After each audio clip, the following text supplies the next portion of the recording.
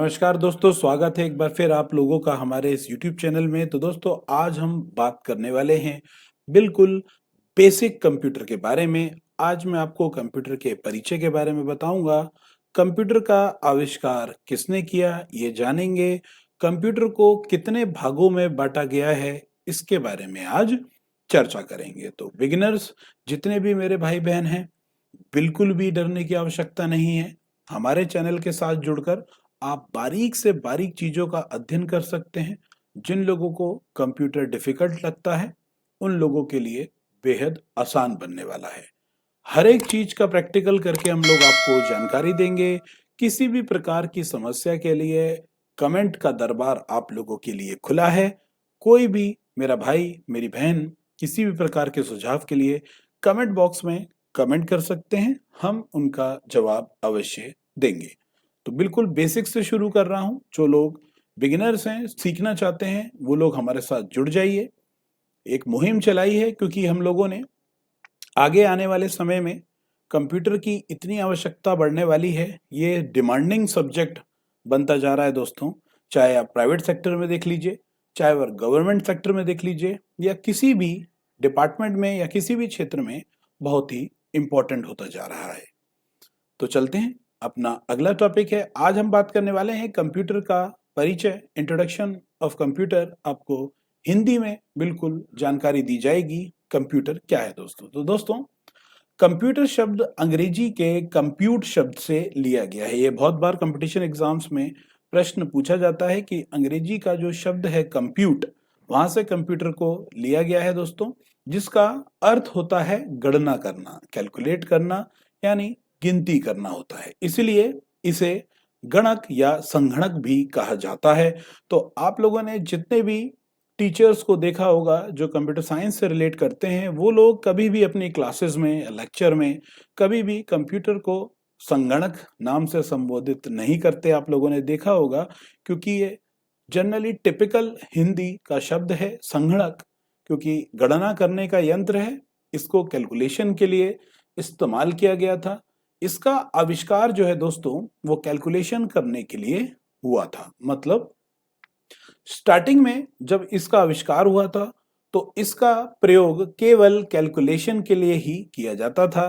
पुराने समय में कंप्यूटर का यूज केवल कैलकुलेशन करने के लिए किया जाता था, परंतु दोस्तों आजकल इसका यूज डॉक्यूमेंट बनाने, ईमेल भेजने, गाना सुनने और वीडियो ऑडियोज देखने के लिए, प्ले गेम्स यानी वीडियो गेम्स खेलने के लिए, डेटाबेस को प्रिपेयर करने के लिए, और साथ साथ दोस्तों कई अन्य कामों में, जैसे इंटरनेट चलाने के लिए, इंटरनेट ब्राउज करने के लिए, इंटरनेट सर्फ करने के लिए, ईमेल करने के लिए कंप्यूटर का बहुत इंपॉर्टेंट रोल है। डेटाबेस को मैनेज करना है, बैलेंस शीट बनानी है, बहुत सारे ऐसे काम हैं जो आपका कंप्यूटर करता है।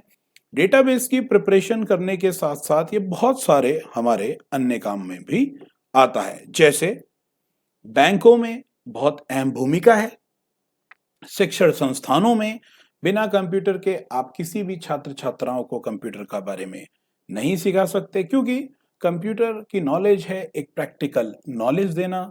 कार्यालयों में, घरों में, दुकानों में कंप्यूटर का उपयोग बहुत रूप से इस्तेमाल किया जाना जरूरी हो गया है। तो कंप्यूटर ऐसा हो गया है दोस्तों, एक तरीके की रीढ़ की हड्डी बनता जा रहा है। हर एक दृष्टिकोण से, हर एक फील्ड में कंप्यूटर बहुत महत्वपूर्ण है।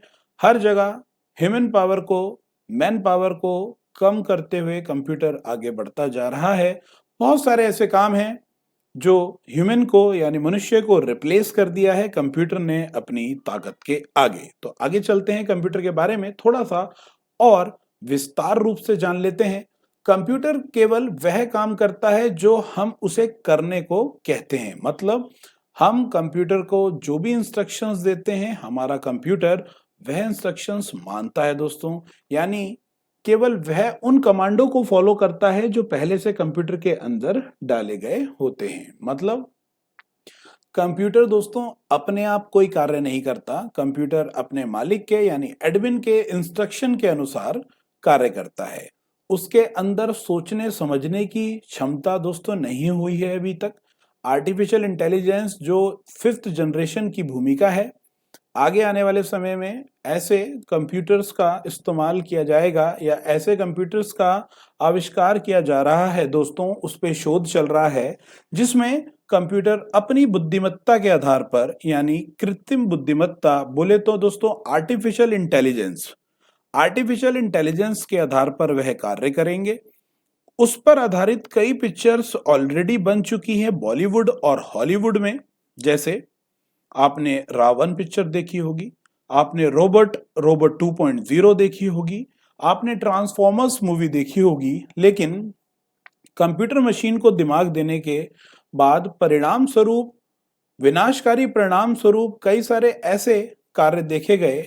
उन पिक्चरों में ऐसा दिखाया गया है कि मशीनों को दिमाग देना मनुष्य जनजाति के लिए विनाशकारी साबित हो सकती है। इसीलिए इन सभी विषयों पर शोध चल रहा है। बहुत लिमिटेड काम दिया जा रहा है जो कंप्यूटर्स अपने आप करें।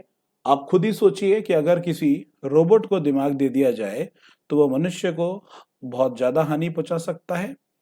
आपका कंप्यूटर अपने आप डेटा ट्रांसफर कर दे या आपके मनी ट्रांसफर कर दे, आपके ट्रांजैक्शंस का वो यूज कर ले, तो आपको मनी से यानी आपको पैसे से हाथ धोना पड़ सकता है। तो कंप्यूटर को एक लिमिटेड दिमाग के अंतर्गत इसीलिए रखा गया है क्योंकि कंप्यूटर को अगर दिमाग दे दिया गया तो अच्छे कामों की अपेक्षा वो बुरे काम भी ज्यादा करेगा और बुरे कामों की लिए आप विनाशकारी परिणाम साबित हो सकते हैं मनुष्य जीवन के लिए। दोस्तों, उसके अंदर सोचने समझने की क्षमता नहीं होती। जैसा कि मैंने आपको बताया, कंप्यूटर अपने दिमाग से काम नहीं करता है। कंप्यूटर को जो व्यक्ति चलाता है उसे यूजर कहते हैं। कहने का तात्पर्य है, जैसे मैं एडमिन बोल रहा हूं, जो भी जैसे किसी कार को कोई व्यक्ति चलाता है तो उसे ड्राइवर कहते हैं, उसी प्रकार कंप्यूटर को जो व्यक्ति चलाता है उसे हम यूजर के नाम से जानते हैं। और जो व्यक्ति कंप्यूटर के लिए प्रोग्राम बनाता है उसे हम दोस्तों प्रोग्रामर कहते हैं। बाइक चलाने वाले को बाइकर, कार चलाने वाले को ड्राइवर, कंप्यूटर चलाने वाले को यूजर और प्रोग्राम बनाने वाले को प्रोग्रामर कहा जाता है। कंप्यूटर को ठीक प्रकार से कार्य करने के लिए दोस्तों सॉफ्टवेयर और हार्डवेयर दोनों की आवश्यकता होती है। अगर बच्चों की लैंग्वेज में मैं बोलूं तो छोटी क्लासों में बताया जाता है कि सॉफ्टवेयर वो होते हैं जिन्हें हम देख सकते हैं, छू नहीं सकते। हार्डवेयर वह होते हैं जो हम देख भी सकते हैं और छू भी सकते हैं। अगर सीधी भाषा में कहा जाए तो यह दोनों एक दूसरे के विपरीत हैं, यानी पूरक हैं। बिना हार्डवेयर सॉफ्टवेयर बेकार है और बिना सॉफ्टवेयर हार्डवेयर बेकार है। मतलब ये दोनों एक दूसरे के पूरक तो हैं, ये दोनों एक दूसरे के डिफर तो हैं, बट ये दोनों एक दूसरे के बिना दोस्त बेकार हैं। अर्थात जिस प्रकार मनुष्य के अंदर सभी प्रकार के ऑर्गन उपस्थित होते हैं और उसके अंदर एक आत्मा रूपी सॉफ्टवेयर भी कार्य करता है, उसी प्रकार अगर आपके मनुष्य के शरीर में कितने भी अच्छे पुर्जे लगे हों, कितने भी अच्छे ऑर्गन लगे हों, बट अगर उस मनुष्य के शरीर से आत्मा ही निकल जाए तो वो मृत व्यक्ति के समान होता है। उसी प्रकार आप अपने कंप्यूटर में कितने भी हार्डवेयर उपकरण को, अच्छे नए उपकरण लगा लीजिए, अच्छा माइक्रो प्रोसेसर लगा लीजिए, अच्छा मदरबोर्ड लगा लीजिए, अच्छी रैम लगा लीजिए या अच्छा कीबोर्ड माउस लगा लीजिए, अगर उसमें आत्मा रूपी ऑपरेटिंग सिस्टम सॉफ्टवेयर ही नहीं होगा जिसे हम विंडोज के नाम से जानते हैं, तो वह एक मृत डिवाइस के भांति होगा, यानी एक डब्बा समान होगा। मतलब कंप्यूटर सॉफ्टवेयर से हार्डवेयर कमांड दी जाती है, सॉफ्टवेयर हार्डवेयर को कमांड देता है। किसी हार्डवेयर को कैसे कार्य करना है उसकी जानकारी सॉफ्टवेयर के अंदर पहले से ही डाली होती है। कंप्यूटर के सीपीयू से कई प्रकार के हार्डवेयर जुड़े होते हैं। इन सब के बीच तालमेल बनाकर कंप्यूटर को ठीक प्रकार से चलाने का काम करता है। सिस्टम सॉफ्टवेयर यानी ऑपरेटिंग सिस्टम की बात हो रही है। तो दोस्तों, जैसे ऑपरेटिंग सिस्टम एक ऐसा सॉफ्टवेयर होता है जो हार्डवेयर को इंस्ट्रक्शन देता है कि किस तरह से उन्हें कार्य करना है। सॉफ्टवेयर प्राइमरी सॉफ्टवेयर होते हैं, ऑपरेटिंग सिस्टम जो ज़रूरी सॉफ्टवेयर होते हैं। जैसा कि मैंने आपको बताया, मनुष्य को जीवित रहने के लिए आत्मा का वास होना बहुत ही आवश्यक है। उसी प्रकार से अगर एक जीवित कंप्यूटर कहा जाएगा किसी चीज को, तो ये बात तो तय है कि उसके अंदर सारे के सारे हार्डवेयर उपकरण तो मौजूद होंगे, लेकिन उसके अंदर सभी प्रकार के ऑपरेटिंग सिस्टम यानी पूरा कंप्लीट ऑपरेटिंग सिस्टम भी होना बहुत आवश्यक है, जिसे हम विंडोज के नाम से जानते हैं। मार्केट में विभिन्न प्रकार की विंडोज अवेलेबल हैं। Windows XP, Windows crystal, Windows 7, Windows 10, Windows 11, बहुत सारी ऐसे अन्य माइक्रोसॉफ्ट कंपनी के ऑपरेटिंग सिस्टम मार्केट में अवेलेबल हैं, जो मशहूर हैं दोस्तों। अन्य भी हैं जैसे लाइनेक्स है, उबंटू है, काली है, बहुत सारे ऐसे अलग अलग ऑपरेटिंग सिस्टम हैं। तो आगे चलते हैं। बहुत इंपॉर्टेंट प्रश्न है, कंप्यूटर का जनक कौन है दोस्तों? कंप्यूटर का जनक जो है वो दोस्तों चार्ल्स बेबेज हैं। 1822 में इन्होंने एक ऐसा यंत्र बनाया था जो कैलकुलेशन यानी गणना करने के लिए इस्तेमाल किया गया था। 1822 इसलिए मैं कह रहा हूं क्योंकि उसके बाद 1991 तक कभी कोई कंप्यूटर लॉन्च नहीं हुआ। 1822 में कंप्यूटर क्या है, गणना करने का यंत्र क्या है, ये चार्ल्स बेबेज ने खोज लिया था। पहली जनरेशन शुरू हुई थी 1945 से, यानी 1945 में पहला इलेक्ट्रॉनिक कंप्यूटर लॉन्च किया गया। तो दोस्तों 1822 में इसकी खोज हो चुकी थी, जिसके जनक हैं चार्ल्स बेबेज। जो आप फोटो देख पा रहे हैं ये वैज्ञानिक चार्ल्स बेबेज हैं। इन्हीं की मदद से कंप्यूटर आप लोग देख पाते हो, कंप्यूटर के बारे में पढ़ पाते हो, और हम जैसे लोग आपको कंप्यूटर पढ़ा पाते हैं। चार्ल्स बेबेज का जन्म दोस्तों लंदन में हुआ था। वहां की आधिकारिक भाषा अंग्रेजी है, तो अंग्रेजी से ही कोई शब्द क्यों नहीं लिया गया? इसकी वजह यह है कि अंग्रेजी भाषा है उसे तकनीकी शब्द खास तौर पर प्राचीन ग्रीक भाषा और लैटिन भाषा पर आधारित हैं।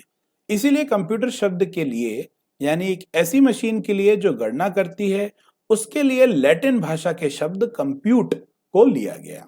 ये बहुत इंटरेस्टिंग बात है कि अंग्रेजी भाषा से वो शब्द क्यों नहीं लिया गया जो एक मशीन के लिए रखना था, वह लैटिन भाषा का ही शब्द क्यों लाए? क्योंकि उस मशीन की कार्य के अनुसार उसका नाम रखना था दोस्तों। इसीलिए चार्ल्स बेबेज ने लैटिन भाषा को चुना, क्योंकि लैटिन भाषा का कंप्यूट शब्द गणना करना होता है, तो गणना करने से रिलेटेड शब्द उनको चूज करना था।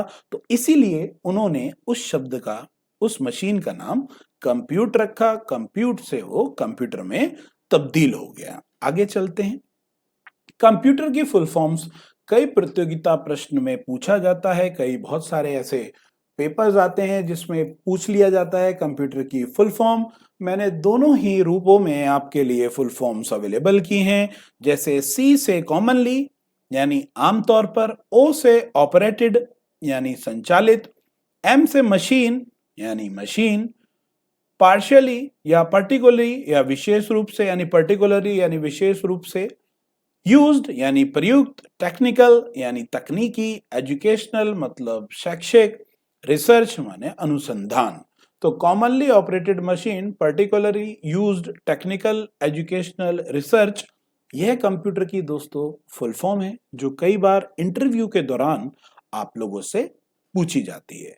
कंप्यूटर एक ऐसी मशीन है जिसका प्रयोग आमतौर पर तकनीकी यानी टेक्निकल और सेक्शन अनुसंधान यानी दोस्तों एजुकेशनल रिसर्च के लिए किया जाता है। तो बहुत इंपॉर्टेंट फुल फॉर्म्स हैं, आप लोग ध्यान रखिएगा, कई बार पूछी जाती हैं आप लोगों से। आगे बढ़ते हैं। कंप्यूटर के भागों के नाम। तो दोस्तों मुख्य रूप से यहाँ पर कंप्यूटर के कुछ भाग हैं, कुछ मैंने इमेज के माध्यम से भी आप लोगों को समझाने की कोशिश की है। यानी प्रोसेसर की बात करें, जिसे हम माइक्रो प्रोसेसर के नाम से भी जानते हैं दोस्तों, ये कंप्यूटर का दिमाग होता है। कंप्यूटर का दिमाग होता है जो सभी इंस्ट्रक्शंस को फॉलो करता है, सभी को इंस्ट्रक्शंस देता है। ये माइक्रो प्रोसेसर के नाम से इसे जाना जाता है, जिसे हम दूसरी भाषा में सीपीयू के नाम से भी यानी सेंट्रल प्रोसेसिंग यूनिट के नाम से भी जानते हैं। इसकी एक सेपरेट वीडियो लेके आऊंगा जिसमें आपको माइक्रो प्रोसेसर यानी सीपीयू का ब्रीफ इंट्रोडक्शन दूंगा कि माइक्रो प्रोसेसर में कितने भाग होते हैं, कौन सा भाग क्या काम करता है। आगे है मदरबोर्ड। मदरबोर्ड दोस्तों हमारा एक ऐसा मेन बोर्ड होता है जो आपको इस फोटो में दिख रहा होगा। इस प्रकार का यह बोर्ड है जिसमें आपके सभी हार्डवेयर कंपोनेंट जुड़ते हैं। मदरबोर्ड मनुष्य के दिल के भांति, जिस प्रकार से मनुष्य का दिल मनुष्य के जीवन में महत्वपूर्ण है, उसी प्रकार से कंप्यूटर में मदरबोर्ड कंप्यूटर के दिल के भांति काम करता है। क्योंकि दिल से सभी ऑर्गन कनेक्टेड होते हैं, उसी प्रकार मदरबोर्ड में भी सभी प्रकार के हार्डवेयर पुर्जे आकर जोड़े जाते हैं। तो मदरबोर्ड कंप्यूटर का दिल भी कहते हैं। मेमोरी की बात करें दोस्तों, मेमोरी के दो टाइप होते हैं आपके कंप्यूटर में, एक प्राइमरी मेमोरी, एक सेकेंडरी मेमोरी। प्राइमरी मेमोरी होती है रैम और सेकेंडरी मेमोरी होती है हमारी हार्ड डिस्क। तो दोस्तों इस पे भी एक सेपरेट वीडियो आएगा, मेमोरी क्लासिफिकेशन के बारे में बताऊंगा, कंप्यूटर की मेमोरी क्या काम करती है, कितने टाइप की होती है। हार्ड डिस्क आपको दिख रही है।